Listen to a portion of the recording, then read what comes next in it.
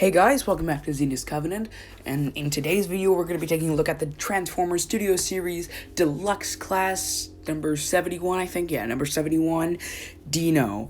This figure is somewhat okay, but we'll talk more about that in the video. But first, I'm going to have to ask you guys to subscribe, like the video, share the video, do whatever you want with it. Just don't dislike it, because that's bad. And guys, guess what? We hit 50 subscribers. Not a great milestone, but I'm proud of it. Yeah, anyways, let's get right into the video. So, who is Dino?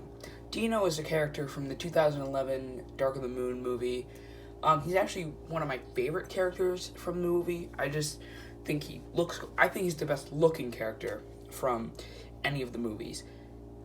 He's supposed to be Mirage, but I don't take him for Mirage because Mirage and Dino look totally different. I do the same with Q. Q is not Wheeljack. Q is a totally different character.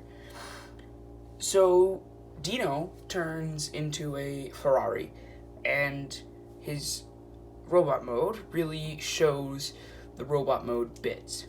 He faux forms in the chest. You can see here that he's got the faux form bit when you can very blatantly see the real headlights on his shoulders right there. Now, personally, if I would mind the faux forming if the shoulders had been moved back, like if the headlights weren't on the shoulders and I could see them visibly, then I would be okay with the faux forming, because the design of the chest is a very intricate and complex one. But otherwise, I really, really enjoy the design. I really enjoy the wings. They're very, very poseable. We'll get to that in a second. For accessories, he comes with these two arm blades. They are nicely done in a black color. Focus, please. They're done in a nice black, and they have, they're not sharp, which I think is good for kids who would like to get this toy or this figure. And they have a little nub here so they can store on the vehicle mode. They peg into his arms. I lost a bit of light here. They peg into his arms. There's a little port right under there, and they plug in like so. And you can have them facing forward, and you can have jabby action, or you can put them back for more slice prime RC action. So there you go. Articulation is amazing. It's that of an average siege figure without a waist swivel. The arms are very tight. I feel like I should mention that the arms are very tight. So is the head. The head has somewhat, it's got good posing, but it's tight. It looks up, but it's tight. It's so tight. It's got nice wings. The door wings work very well. So how the door wings work is they are on a, I don't want to call that a hinge, more like I guess it's a hinge, but it's like a pin. It's on a pin. And you have this hinge here for the actual door piece. So what you can do is you can pose it how you wish. I like him kind of up, kind of like this, and that gives him a nice look. Alrighty, we're going mobile for this shot because I can't really fit my station in my small review space, but you can see here that Dino comes with a nice backdrop, and you can see on the side here it says Studio Series 71, and on the other side it just says Transformers. Mine is a little ruined. It kind of came out of the box weird.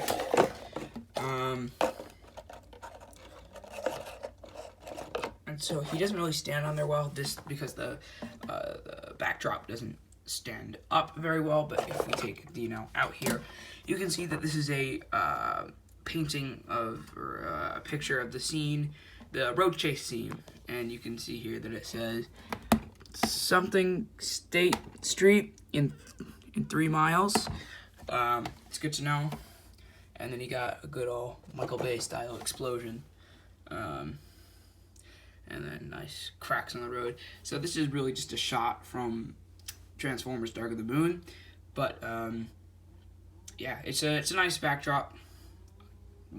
Not the greatest, but it's a good one. Transformation on this guy sucks. The entire thing just kind of unfurls and then comes back up again. And it's very, very, very hard to do. It was such a pain in the ass to film on camera.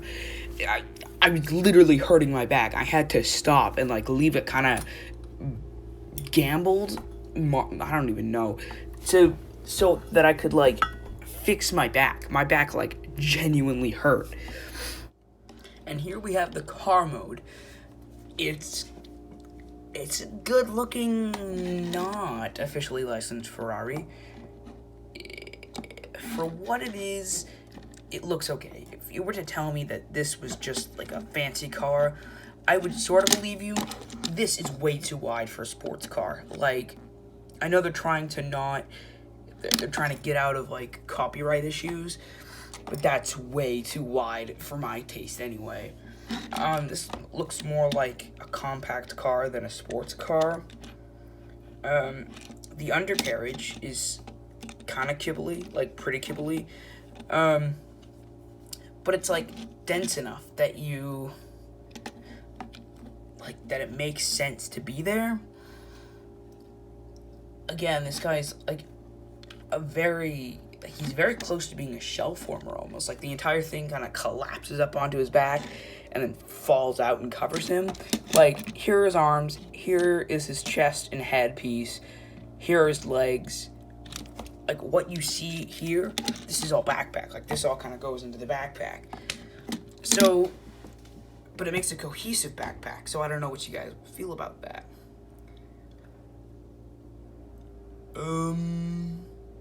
I don't know what else to say about this. It rolls okay. Like, it goes places. The wheels don't roll, but it like moves without scratching the paint, you know? So there's that for you. All in all, this car mode is okay. So that was my review for the Studio Series 71 Deluxe Class Dino. It's an okay figure. The transformation is abysmal, though. The car mode works as an objective car mode, but as a Ferrari and an unlicensed Ferrari, because it's supposed to be a Ferrari, it doesn't work for a Ferrari. It works for a car, just not a Ferrari. The robot mode looks great. Like, no need to touch that. The two accessories are done well. Backdrop was okay. That's it, really. Anyways, thank you guys for watching. Be sure to subscribe, like the video, turn on notifications, share the video, do whatever you would like to do to get my channel more publicity and stuff. I don't understand YouTube anymore. It's so crazy. And I'm now realizing that someone is doing construction outside, so there's a bit of a hum in the background right now. I don't know how much that affects the video for you guys, but I don't think it's too mind-numbing. It's like the fan in the Fraternicons. Like, it's there, but you don't really hear that it's there until someone tells you that it's there. I wouldn't have noticed that in the Fraternicons if Perspectivin hadn't told us that it was there. But again, thank you guys for watching. Remember to subscribe, and we'll see you in the next one.